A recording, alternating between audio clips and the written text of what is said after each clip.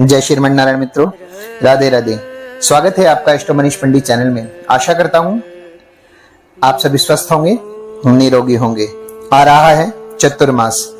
चतुर्मास में कहते हैं कर्कराज नामक विख्यात श्रेष्ठ तीर्थ का बड़ा ही महत्व है, जिसके दर्शन मात्र से बड़े बड़े पापों का क्षय हो जाता है, मन के सब विकार दूर हो जाते हैं। कर्क के स्थान में जब सूर्यदेव आते हैं तब से 3 ऋतु तक उनकी गति दक्षिणायन की ओर रहती है।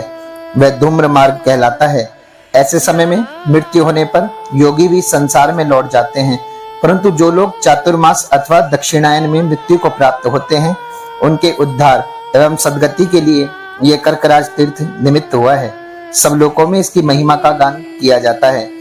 भगवान विष्णु सबको मुक्ति देने वाले हैं। उनके स्मरण मात्र में सब पापों का क्षय हो जाता है। संसार में मनुष्य जन्म दुर्लभ है, उसमें भी उत्तम कुल में जन्म पाना और भी दुर्लभ है। वहां भी संयम का होना और अत्यंत दुर्लभ है। संयम होने पर भी सदा कल्याण में सत्संग का प्राप्त होना, यह तो नितांत ही दुर्लभ है। जहाँ सत्संग नहीं मिलता प्यारे, भगवान विष्णु की भक्ति और वैष्णव व्रत का पालन का अवसर प्राप्त नहीं होता, ऐसे स्थानों में विशेषतः चातुर्मास के समय भगवान विष्णु के व्रत का पालन करने वाला जो पुरुष होता है वह बहुत ही उत्तम माना जाता है। चातुर्मास आने पर भगवान विष्णु सदैव कर्कराज तीर्थ में स्थित होते हैं। हष्टपुष्ट शरीर से युक्त होकर जीवित रहना उसी के लिए शुभ होता है। यह कर्कराज तीर्थ क्या है, इसके विषय में मैं आपको आगे बताऊंगा। वीडियो को आप पूरा सुने, ध्यान दीजिए।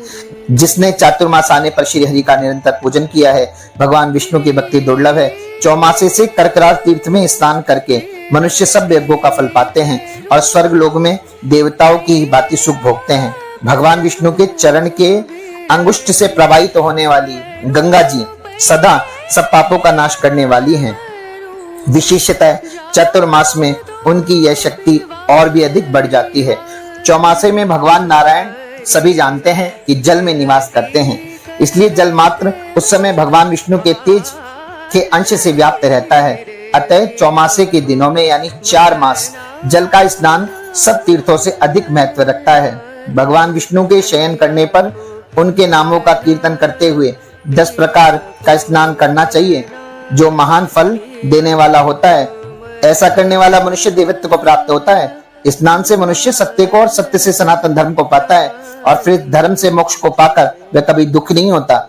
भगवान विष्णु स्नान किए हुए मनुष्य के शरीर का आश्रय लेकर स्थित रहते हैं और समस्त कार्यकलापों से पूर्ण फल देने वाले होते हैं। सब प्रकारों से सूर्य नारायण के दर्शन से शुद्धि का विधान बताया गया है, परंतु चौमासे के अंदर विशेषतः व्यक्ति की जो शुद्धि है वो जल से बताई है। जो शरीर से अशक्त है यानी बीमार है, रोगी है, वह भस्म द्वारा स्नान करने से ही शुद्ध हो जाता है।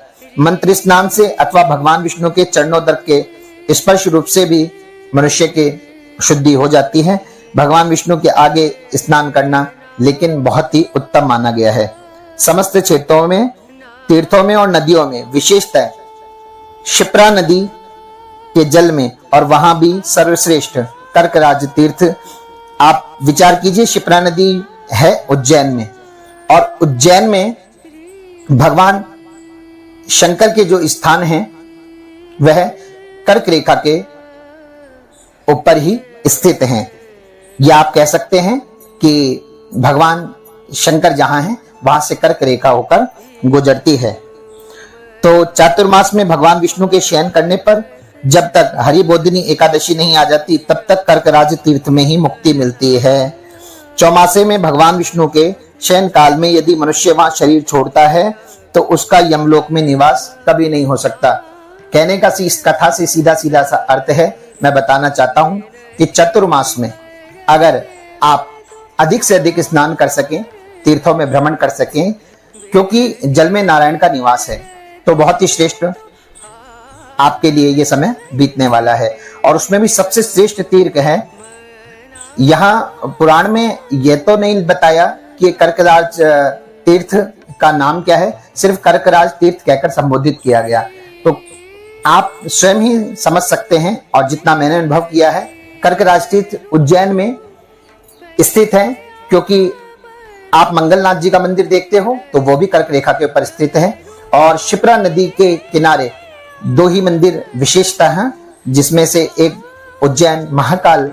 कुछ पौराणिक ग्रंथ कहते हैं कि इन 4 मासों में वैसे भी जो हमारी धरती को संभालते हैं वो हमारे भोलेनाथ हैं, विशेषकर उनकी कृपा होती है। और ये 4 महीनों के अंदर भगवान लक्ष्मी नारायण और भगवान शंकर की पूजा बहुत ही विशेष व महत्वपूर्ण बताई गई है।